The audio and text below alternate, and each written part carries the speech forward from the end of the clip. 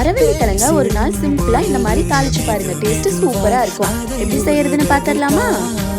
உள்ளத்தை கட்டி போட தெரிந்தவன் யாருமே உலகத்தில் இல்லையே. வெள்ளத்தின் அளவுகள் தாண்டினா மண்ணுகள் என்ன செய்யும் முல்லையே. தொடு தொடு என்று தூரத்தில் நின்று தூதுகள் சொல்லுது விழிகள் ரெண்டு. தொட தொட வந்தால் தொடுவானம் போல் தள்ளி செல்லுது தேக்கம். இது சரியா சரியா இது தவறா?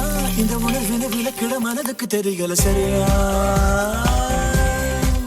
காதல் தவறா?